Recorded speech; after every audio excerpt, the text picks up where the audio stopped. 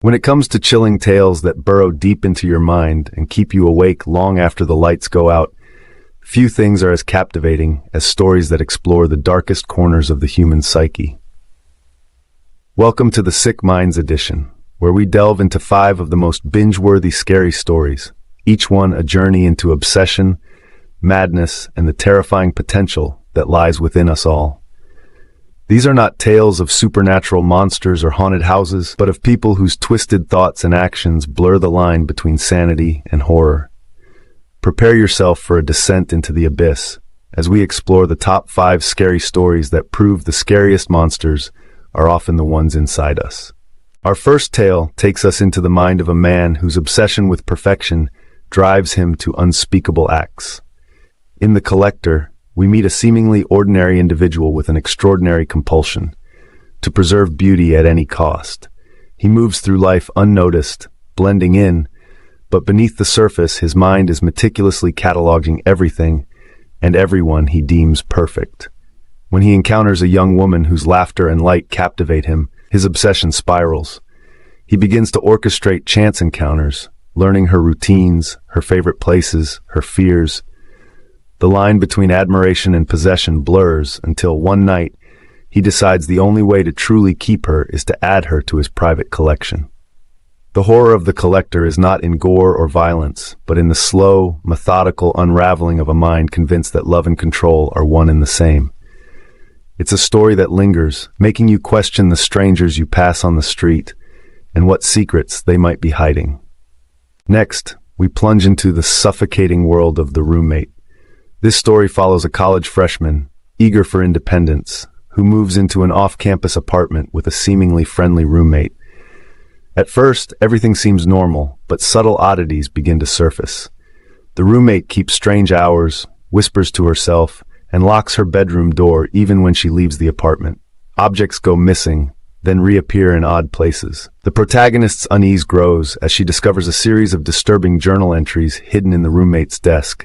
Entries describing gruesome fantasies and an obsession with the protagonist herself. As paranoia mounts, the line between reality and delusion blurs.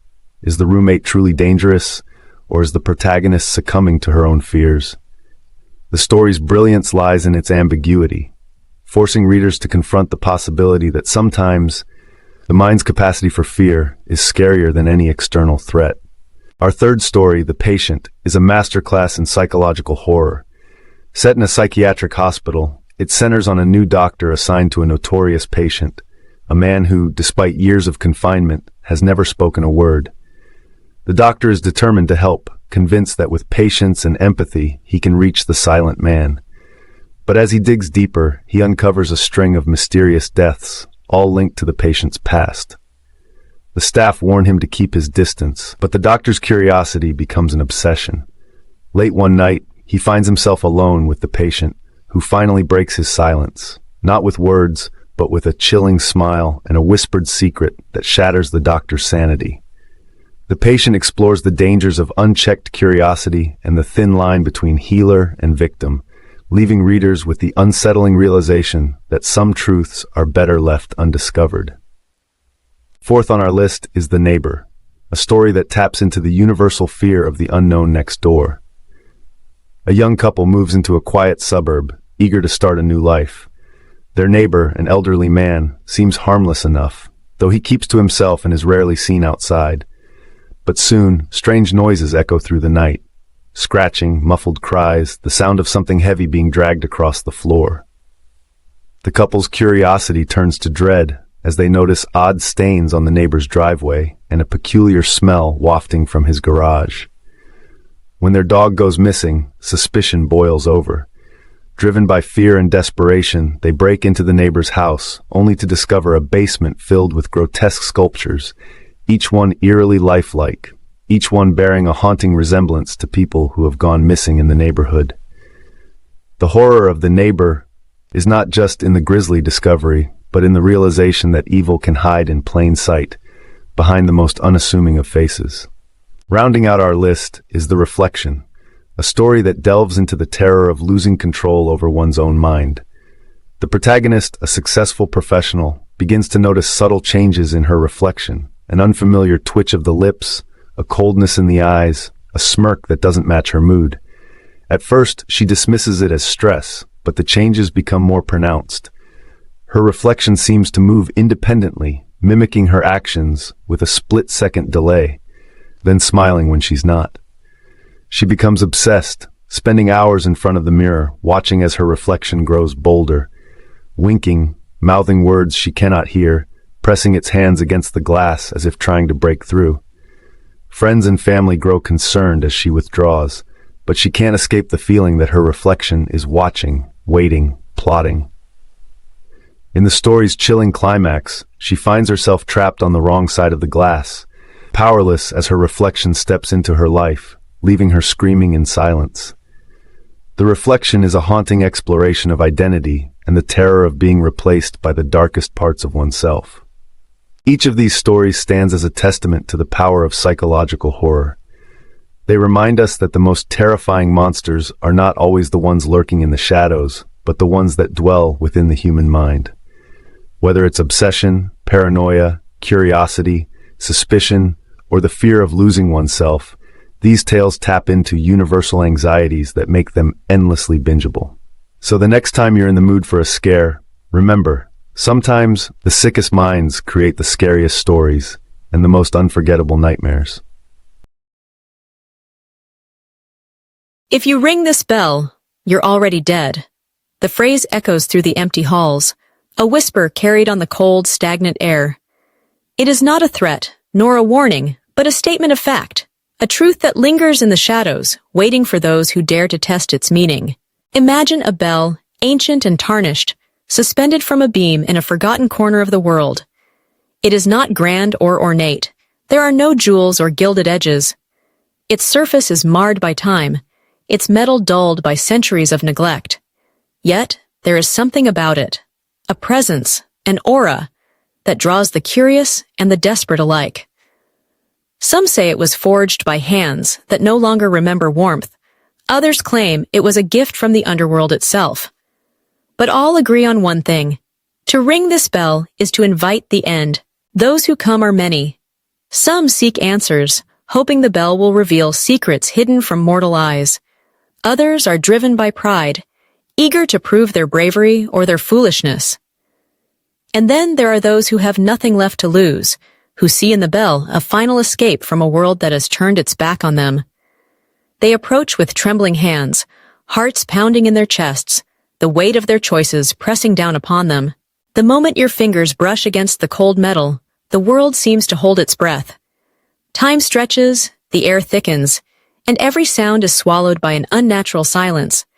You feel the chill seep into your bones, a shiver that starts at your fingertips and spreads through your body. There is no turning back now. With a trembling hand, you grasp the rope and pull. The bell's voice is not loud, but it is absolute. A single resonant note rings out, cutting through the silence like a blade. It is a sound that carries, echoing through the corridors of memory and regret. In that instant, you understand the truth. The bell does not mark the end. It reveals it. For to ring this bell is to realize that you have already crossed the threshold. Your fate was sealed long before your hand touched the rope. The choices you made, the paths you followed, the moments you let slip away, they have led you here to this final reckoning. The bell is not a harbinger of death. It is a mirror reflecting the inevitability of your own demise. You remember the warnings, the stories whispered around campfires and passed down through generations. They spoke of a place where the living and the dead are separated by a single, fragile line. Cross it, and you become a shadow, a memory, a whisper in the dark. The bell is the bridge, and you have chosen to cross. As the sound fades, the world shifts. The colors drain from the walls, the air grows colder, and a weight settles on your chest. You try to speak, but your voice is swallowed by the silence. You try to move, but your limbs are heavy, unresponsive. You are not alone. Around you, other shadows gather. Those who rang the bell before you, their faces blurred by time and sorrow. They reach out, not in malice, but in welcome. You are one of them now. In this place, time has no meaning. Days and nights bleed together. Memories slip through your fingers like sand. You watch as the living pass by, unaware of your presence. You reach out, longing for connection, but your touch is cold, insubstantial. You are a ghost, a fragment of what once was. Yet, there is a strange comfort in this existence. The pain of the world no longer touches you. The burdens you carried have fallen away, replaced by a quiet acceptance. You see the world with new eyes, understanding the fragility of life and the certainty of death. The bell did not kill you. It revealed the truth that death is not an event, but a process, a journey that begins long before the final breath. Some say the bell is cursed, a relic of a darker age. Others believe it is a gift, a way to make peace with the inevitable. Whatever its origin, it stands as a reminder that we are all walking the same path, moving inexorably toward the same destination. To ring the bell is to acknowledge that truth, to accept the end with open eyes. And so, the bell waits. It waits for the next soul to come, to seek answers or solace or escape. It waits for the brave and the foolish, the desperate and the lost. It waits, knowing that in the end, all will come to ring its note. For in the echo of its sound, we find the reflection of our own mortality. If you ring this bell, you're already dead. Not because the bell kills you, but because you have accepted the truth that lies at the heart of all things, that life is fleeting and death is always near. The bell is not an ending, but a beginning, a passage from one state of being to another. In the silence that follows, you find peace. The fears that once haunted you fade away, replaced by a sense of calm. You are no longer bound by the worries of the living, no longer weighed down by regret. You are free at last to let go. And so the bell remains, its note echoing through eternity, a silent witness to the passage of souls. It is neither good nor evil, neither curse nor blessing. It is simply the truth waiting to be heard. If you ring this bell, you're already dead. But perhaps, in that moment, you are more alive than you have ever been, aware, awake, and unafraid. For in accepting the end, you find the courage to face whatever comes next. And in the quiet that follows, you are at peace,